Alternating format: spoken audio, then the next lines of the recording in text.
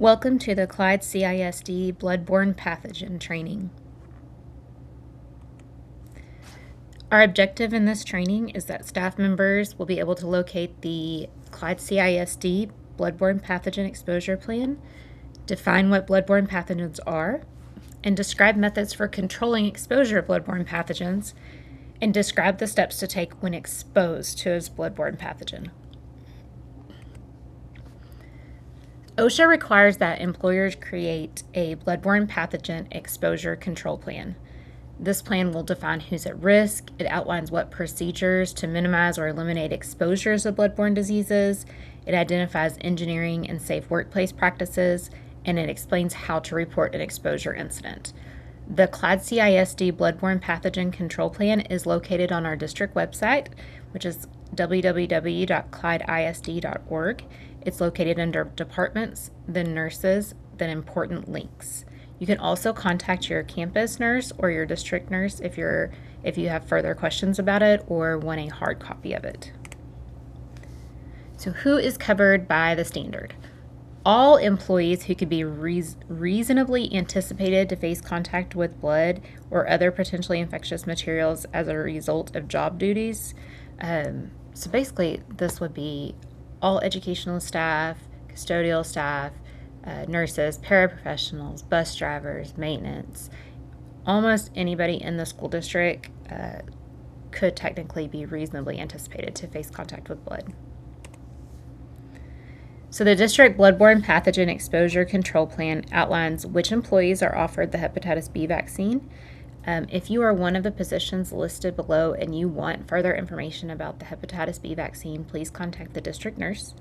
The following positions are a high risk for bloodborne pathogen exposure: school nurses, athletic trainers and coaches, custodians, special education staff, teachers providing first aid, bus drivers and aides, and maintenance personnel that responds to injuries. If you have not had a hepatitis B vaccine, or if you've not completed the series and it's something that you want to do or want more information about, please contact the district nurse for further information. So why is a standard needed? So according to the CDC, hepatitis C is the most common chronic bloodborne infection in the United States. Staph infections can also be very prevalent and spread quickly in gyms, athletic areas, locker rooms, or in just groups of people that are very close, especially our young kids too. 1 milliliter of blood can contain over 100 million infectious doses of hepatitis B or C.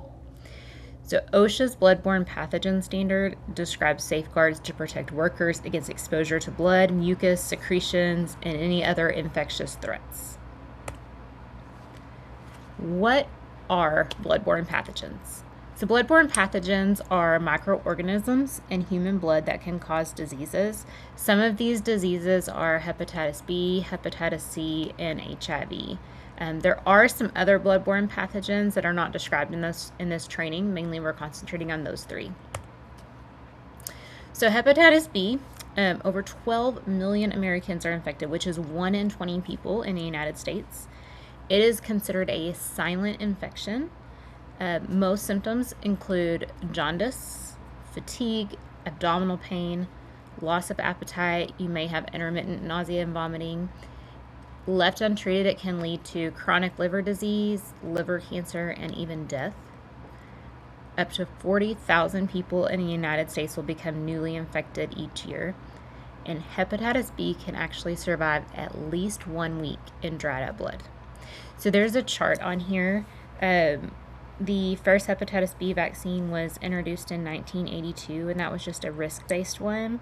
In 1987, the hepatitis B vaccine was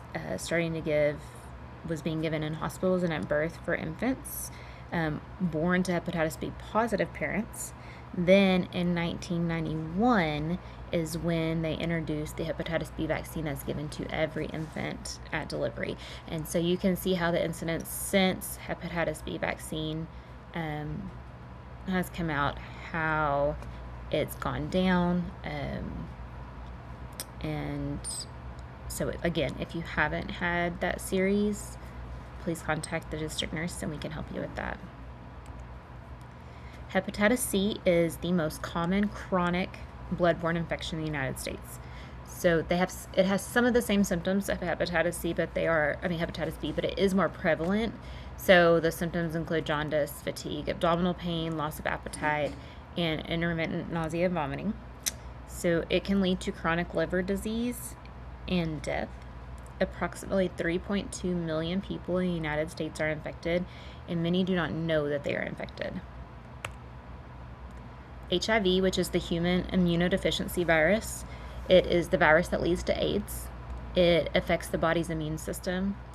HIV does not survive well outside the body, and it's estimated that there are greater than 1.1 million people living with HIV, and that's worldwide, not just America. And once you're infected with HIV, you are infected for life. How can exposure occur? Exposure can occur with contact with blood or other potentially infectious materials through broken skin, eyes, nose, mouth, or even a sharps injury like a needle stick, broken glass, anything like that could cut your skin or stick you. Bloodborne pathogens can also be spread by respiratory transmission and vector-borne transmission. So what about in the school setting?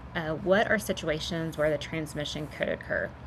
Accidental injury can occur from broken glass, sharp objects, needles, knives, orthodontic wires. Contaminated surfaces, like I said, Hep B can live for a week on dry blood.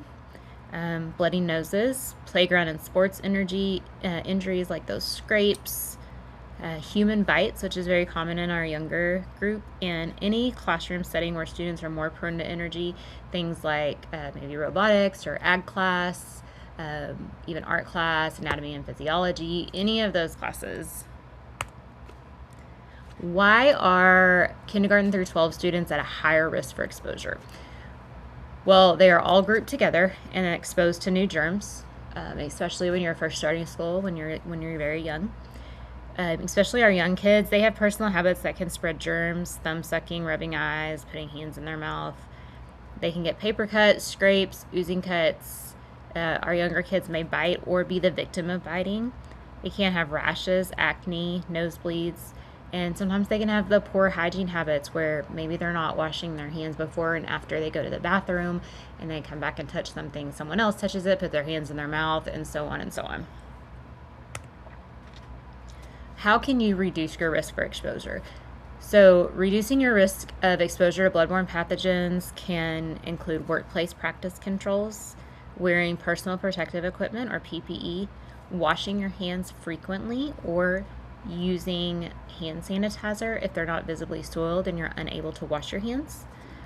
Maintain your personal hygiene and get your hepatitis B vaccine. These strategies will help prevent your risk of exposure to bloodborne pathogens and other diseases. So some hand washing guidelines. Hand washing for staff and students is a very important step, even if you're wearing gloves when you're exposed. So you want to wash your hands before and after contact with an injured or sick student or adult, before or after changing a diaper, whenever gloves are removed, before and after using the restroom, prior to and after meal breaks, and after coughing or sneezing. So PPE, which is personal protection equipment, first aid supplies and gloves are available to staff when needed. If you need further supplies like masks or gowns, that will be available to you. Just contact your campus nurse or the district nurse. Gloves are to be worn when any staff member may come in contact with blood or potentially infectious disease. Disposable, like the single-use gloves, which is what we have, shall not be washed or decontaminated for reuse. You throw that pair away and you get a new glove. As these gloves, we will watch these gloves to make sure that they don't expire and that they are still good for use to protect you.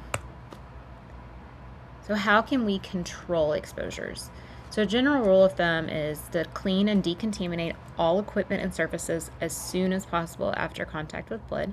Again, like we said, let's going back to that hepatitis B, how it can live in dried blood for at least a week. Never pick up broken glass with bare hands. Place contaminated sharps and infectious waste in the designated containers. Every nurse's office has a sharps box, and so please use that if you have needles, glass, anything like that. So if you do have an exposure, that does need to be reported. So you must institute the required follow-up procedures that are in our exposure control plan. You want to decontaminate, so if you were to get poked or cut or get anything on you, you need to wash with soap and water. If it's in your eyes, you need to be rinsing your eyes. Well, we have eye wash kits for that, eye wash stations. You want to immediately report exposure to your supervisor and the district nurse, and then complete the exposure incident form that's located in our exposure control plan. So in summary, implementation of OSHA's Bloodborne Pathogen Standard, it will protect educational staff against exposure to infectious diseases and hopefully significantly reduce your risk of contracting bloodborne diseases. If you want more information on protecting yourself and others from bloodborne pathogens, you can contact your campus nurse or your district nurse. More information is also available in the district's Bloodborne Pathogen Exposure Control Plan, which is located on our website under Departments, then Nurses, then Important Links. Thank you for your time today, and if you have any questions, please follow the above information to contact the nurse or district nurse. Thank you.